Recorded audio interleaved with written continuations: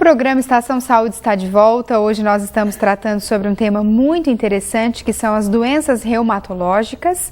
Nós convidamos o reumatologista Dr. Glauco Schmidt para falar sobre o assunto, mas antes dele continuar respondendo aos nossos questionamentos, nós ouviremos uma outra dica de saúde de um dos nossos consultores do programa, Dr. Mário Caporal.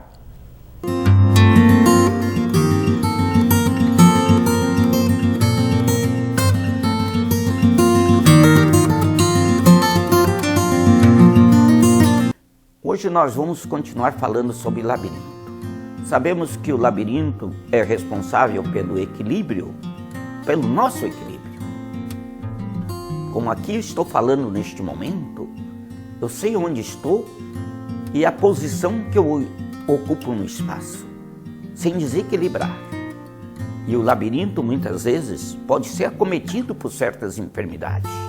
E dentre as enfermidades que podem ocorrer, nós podemos ter processo infeccioso por vírus ou bactérias causando uma labirintite.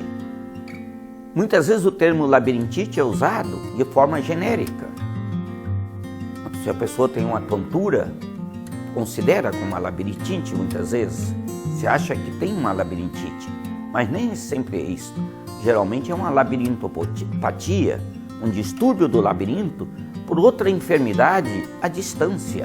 Como eu falei, muitas vezes os distúrbios metabólicos, como colesterol alto, triglicéride alto, ácido úrico alto, pessoa com distúrbio da glândula tiroide, as pessoas as pessoas diabéticas, hipertensas, as pessoas que muitas vezes têm distúrbio da coluna cervical, por exemplo, muitas vezes pode ter essa tontura sem ser uma labirintite.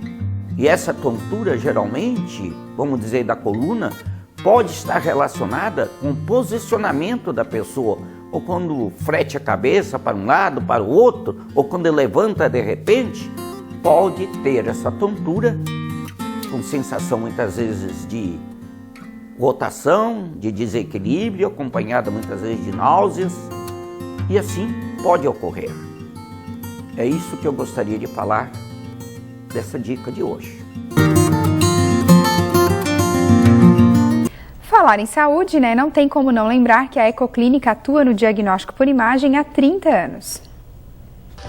Excelência em diagnóstico por imagem, em ultrassonografia, mamografia digital, raio-x e densitometria óssea, a clínica atua há mais de 30 anos e está presente nos municípios de Tubarão, Capivari de Baixo, Braço do Norte e Armazém. É também a única clínica do setor a receber o selo Nota 10 da Vigilância Sanitária. A Ecoclínica também possui equipamento moderno para ultrassom 4D. Você, futura mamãe, pode ver com detalhes como está o desenvolvimento do seu bebê e ainda já saber características físicas. Ecoclínica investindo na saúde para melhor atender os pacientes. Mais informações e agendamentos pelo telefone 3622-2355.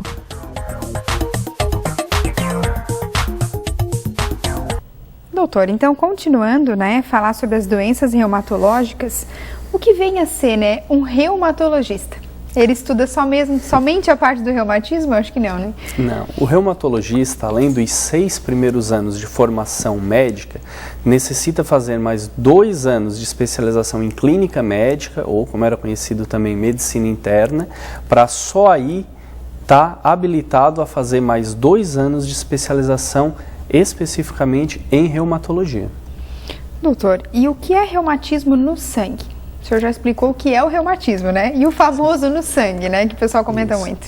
Reumatismo no sangue é um termo popular. Assim, é frequente, todos os dias em consultório, pelo menos 2 ou 3 pessoas vêm informar que teve reumatismo no sangue na infância.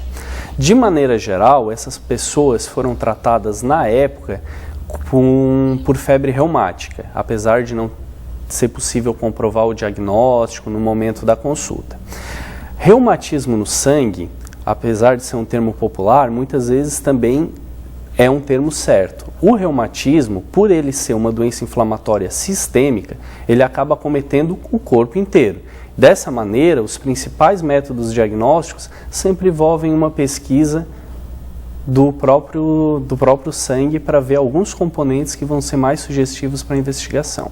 Então, é um termo que não é um termo oficial, mas mesmo assim não deixa de ser uma coisa que pode ser considerada certa. Doutor, e o famoso inimigo cortisona, né? Que na verdade, na maior parte das doenças acaba sendo necessário, né?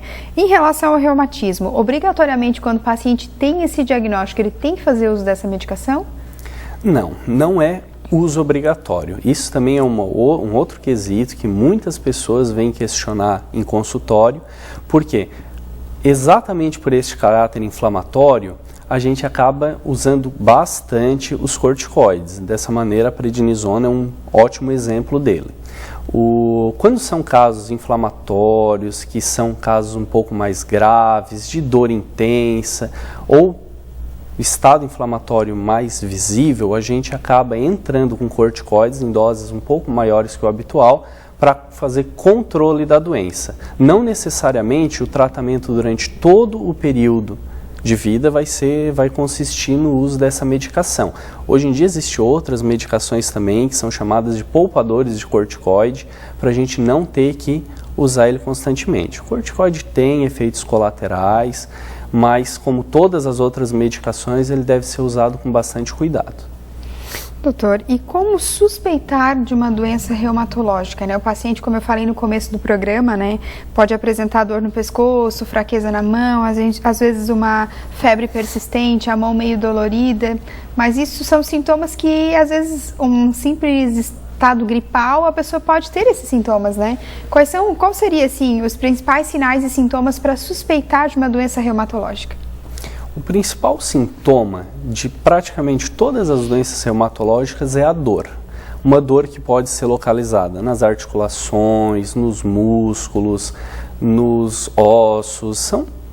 A dor é o principal. Outros sintomas que a gente sempre precisa considerar são o aumento do volume nas articulações, o calor no local, uma vermelhidão também, mas todos esses são sintomas específicos de alguns tipos de reumatismo. A fraqueza muscular condiz com outras doenças, como a polimiosite, a própria dor articular pode condizer além de artrose, pode falar também a favor de outros tipos de reumatismos inflamatórios. Então, assim, precisa ter uma investigação especializada para poder dizer o que seria mais reumatológico e o que não, porque a gama de sintomas é muito grande e muito variada. Inclusive a fibromialgia, que é a famosa, né, que está tão em alta, né, acho que nunca foi tão divulgada pela mídia como tem sido, né, é uma dor generalizada, né, acho que chega bastante paciente para vocês referindo, assim, esse tipo de sintoma, né. A dor generalizada tem uma grande variedade de hipóteses diagnósticas e uma delas, que hoje em dia realmente está sendo muito frequente, é a fibromialgia. Ainda hoje a fibromialgia ela tem uma etiologia desconhecida. Existem estudos que falam sobre ser uma patologia de fibras nervosas, outras pessoas acabam classificando a fibromialgia próxima aos transtornos de humor, mas eu acredito que uma abordagem mais específica dessa doença pode ser numa outra ocasião também. Sim. Doutor, em relação à prática do esporte, da atividade física, está tão em alta, né? As pessoas hoje em dia têm se preocupado, né, com o bem-estar e a gente sabe que para isso acontecer está muito envolvido a atividade física e a alimentação. Eu sempre falo muito isso no programa porque a gente sabe que os dois estão totalmente juntos para que a gente possa viver melhor, né? Quem tem o diagnóstico de doença reumatológica pode praticar atividade física ou tem algumas doenças que não pode? Sem dúvida, a pedra fundamental para todo tratamento médico, não exclusivamente reumatológico, é uma coisa que a gente chama de mudança de estilo de vida. A mudança do estilo de vida talvez seja a abordagem mais difícil para as pessoas realizarem, porque muda com o cotidiano do que está sendo realizado. Então, o que inclui a mudança de estilo de vida? Uma modificação da alimentação para uma alimentação mais saudável, a prática de atividade física regular e não em exagero. Então, tudo isso daí acaba entrando no contexto. A pergunta foi se é contraindicado o uso a realização de atividade física.